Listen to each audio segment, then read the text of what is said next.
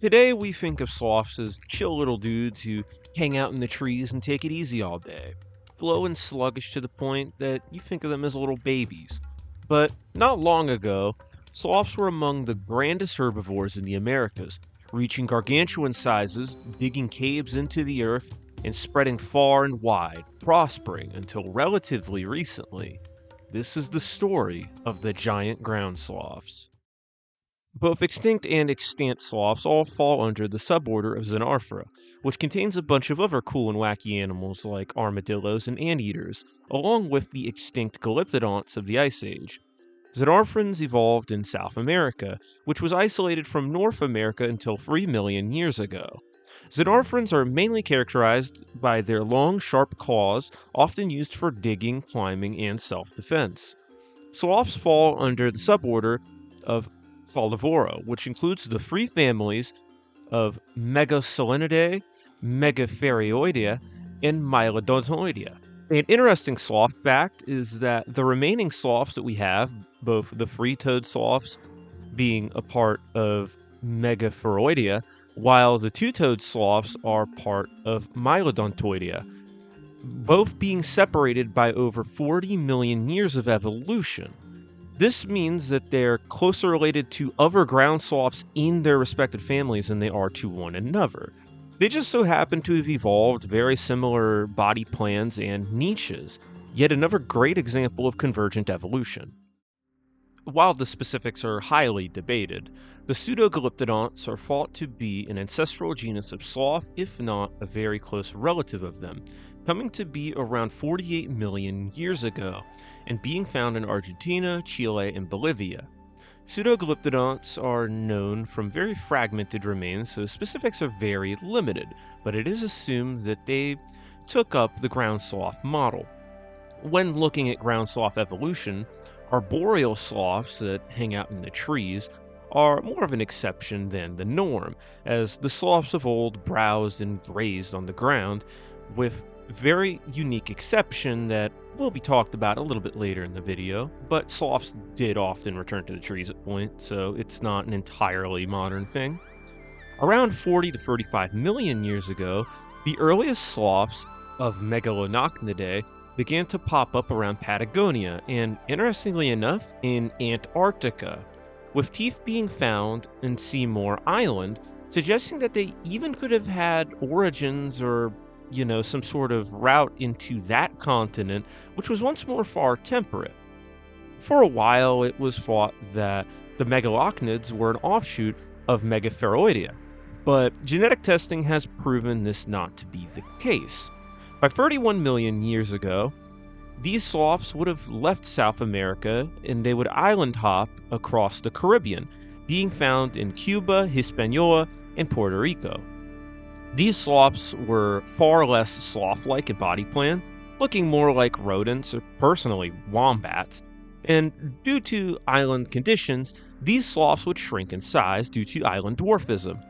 Some of the Caribbean sloths would shrink down to the size of like cats and dogs and live in the trees arboreally, although some were able to minimize the shrinkage, with the Megalochnus being about the size of a black bear and weighing about 450 pounds, and the second place, Paranochnus, which could weigh up to 170 pounds and was about the size of a pig. Looking into the superfamily of Megatheriodea, it contains two families of Megalocnidae and Megatheria. This superfamily began to form about 29 million years ago and contains some of the largest land mammals to ever walk the earth. Starting with not the largest, but still a very fascinating member of Megatheriidae, Thalassochnus had evolved a lifestyle unique from all other sloths. 7 million years ago, off the coast of Peru and Chile, these sloths had evolved a semi-aquatic lifestyle, feeding on seagrass off the coast, which was very abundant around the time due to the lack of the Isthmus of Panama, allowing warmer waters to flow in that region. Megatherium lived in Patagonia some 5 million years ago and is the largest known ground sloth, weighing up to 4 tons with a body length of 20 feet, being on par with African elephants in size and weight. Yeah, you heard that right. If Sid from Ice Age was one of these guys, him and Manny would be at eye level, but if Sid was posted up, Manny would be looking up at him. And like other ground sloths, Megatherium could stand upright, using its tail as a tripod to posture up, either to grab branches or to gore anything daring enough to trying to take them on with its enormous claws. At the end of the Megatherium's powerful forelimbs were sharp claws, which were each nearly a foot in length, and as ground sloths walked on their knuckles, similar to gorillas, in order to protect their claws, next to nothing stood a chance against these sharp weapons. These powerful claws have led many to wonder if Megatherium was more like a black bear in diet, killing and eating animals for their food, or perhaps, using their claws to steal other kills. And although herbivores will resort to eating meat in dire conditions, studies have found that Megatherium and other ground sloths were herbivores, so it's mainly just a theory. The Pliometanastes sloths managed to arrive in North America 9 million years ago, bypassing the Great American Interchange by 6 million years by island hopping through the Caribbean. You may be wondering just how sloths keep happening to swim across the ocean like this. Well, like their living relatives, ground sloths were excellent swimmers and also had extremely slow metabolisms, which allowed them to endure with minimal food. And combined with the lower sea levels of the time, the sloths managed to island hop until reaching the mainland, while checking in on their Caribbean relatives along the way. The Pliometanastes, God, all these science names, would evolve and give way to the Megalonyx, also known as Jeferson's ground sloth. Weighing about 2,020 pounds and reaching nearly 10 feet in length, the Megalonyx had a vast and expansive range spanning the entirety of the United States, as far south as Mexico and as far north as Alberta, Canada, and even into Alaska. Their expansive range can be a result of the lack of an ability to hibernate, causing them to migrate based on the seasons. This sloth gets its name from a claw that was acquired by none other than Thomas Jeferson himself, that he at the time thought to be that of a lion. He would even tell Lewis and Clark to keep an eye out for lions living in the western regions, and would be a partial motivation for him approving of the journey. So yeah, a ground sloth is partially responsible for manifest destiny. And he was partially right about lions being here, but like the ground sloth, they went extinct around the same time. That's a story for another day. Around 3 million years ago, the Isthmus of Panama would form, creating a land bridge connecting North and South America. This would affect the coastal seagrass environment that the Thalassocnus relied on, ultimately driving them into extinction as the grass would become less and less abundant.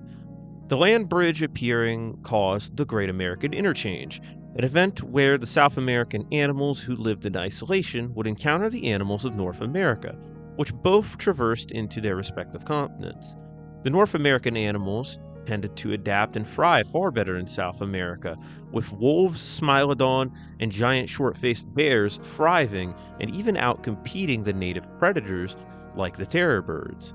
The North American herbivores, such as the camelids, proboscideans, and deer, would put further pressure on the South American herbivores. Despite this, some South American animals would not only endure the massive amped competition, but travel into North America and thrive, and the sloths were one of these animals.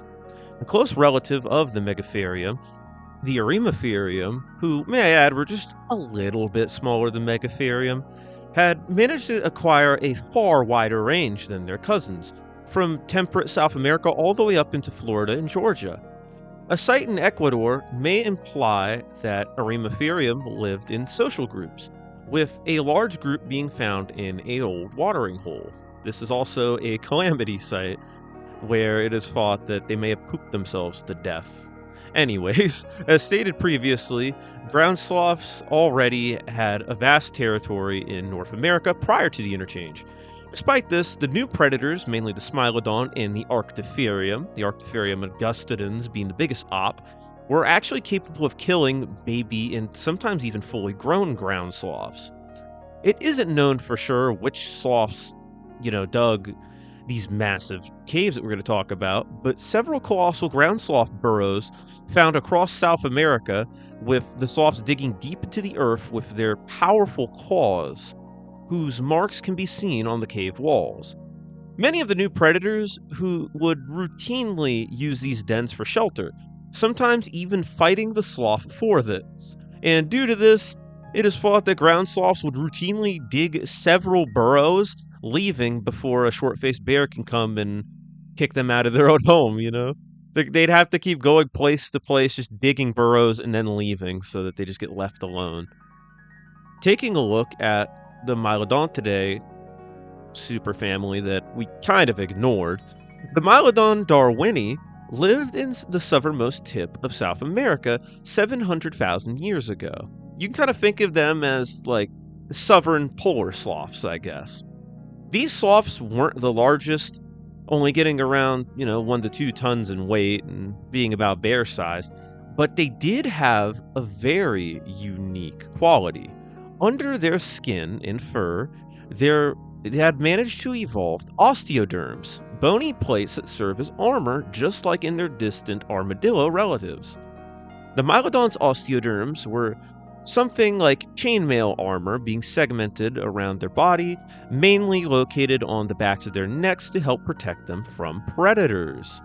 And as the genus name may suggest, it was discovered by none other than Charles Darwin, who found a nearly complete specimen and was later delivered and described by Sir Richard Owen, who named the sloth after Darwin. The fossil was brought back on the same voyage that Darwin would coin the theory of natural selection and evolution on. The Mylodon is also one of the very few ground sloths that we actually have a good understanding of what it looked like, as we have a preserved patch of their fur and hair. Sloth fur is pretty heated debate, as many have speculated that, some ground sloths were hairy, while others were, a little more naked, having elephant-like skin or missing segments of hair. And with the many different types of sloths living in several different environments, it's a very interesting debate. Living in the southwest United States and Mexico starting around 2.6 million years ago, the Shasta ground sloth would thrive in the now desert-like environment. In Rampart Cave, Shasta ground sloth dung has been discovered. And no, this is not fossilized dung. I'm talking sloth shit that still smells. And this is due to the cave's constant cool temperature, keeping the poop refrigerated for us to come find. What a great gift. Imagine we have next to nothing remaining about these sloths, and that they leave us a good pile of shit to remember them by. And knowing how we did them dirty, kind of fitting. Understandable, ground sloth. Now, with how successful ground sloths were over the span of millions of years, spanning 2 entire continents and being found pretty much everywhere, it really leaves you to wonder why we don't see any anymore. Going back to the sloth poop in Rampart Cave, this might actually show what was going on, as dating has showed that sloths pooped here routinely until about 11,000 years ago, where it seems to grind to a halt. And no, they're not holding it in. The demise of ground sloths can mainly be attributed to the same factors that many other Ice Age megafauna have faced: climate change and human interference. I'll elaborate that in a minute. Some 23,000 years ago, the op of all nature, human beings, would arrive into the Americas, and with the prowess of killing megafauna like mammoths, ground sloths wouldn't be too big a task for skilled hunters. Ground sloths would not be an easy kill due to their tough skin, immense claws, and robust frames, but the yield of meat that a giant sloth would have could feed entire families, and very few creatures even dared to prey on the larger ground sloths, meaning they would have been unable to deal with the human hunters. Not far from Rampart Cave in New Mexico, human and sloth footprints have been preserved dating back 15 to 10,000 years ago. The tracks show human hunters pursuing a group of ground sloths, likely Shasta ground sloths, surrounding a singular sloth as it reared up, only able to confront one of them as the rest circled it, showing the very complex hunting methods that early hunters in the Americas utilized. Several sloth bones have been found in North and South America that have showed signs of butchery, and even the Goliath Megatherium was not safe, with at least 2 Megatherium being discovered in Argentina with butchered bones. This is made even worse as ground sloths, like living sloths, have extremely long reproductive cycles, and this is made worse by their megafaunal size, with mother sloths taking several years between birthing singular sloths. And to make this even sadder, baby ground sloths would cling to their mothers similarly to how sloths do today. Not only were humans hunting ground sloths, but overlaps in diet could also imply that humans were out competing them as well. Out eating and then eating the ops is kind of insane. And the other main contributor to the ground sloth's extinction was the climate change, as the ice age conditions that they have grown accustomed to had suddenly shifted, leaving them few places to find refuge. The ground sloths would go extinct in the Americas around 10,000 years ago, along with numerous other Ice Age megafauna, although the ground sloths in the Caribbean managed to hold on just a bit longer. In fact, they managed to hold on 6,000 years later. It is thought that they were mainly able to survive due to their isolation from humans, although they would go extinct roughly 4,000 years ago, which is around the time humans were thought to have reached these islands, who would have taken advantage of the large sloth's size, and the smaller sloths of the island were probably also picked off by invasive cats and dogs and outcompeted by invasive mice and rats.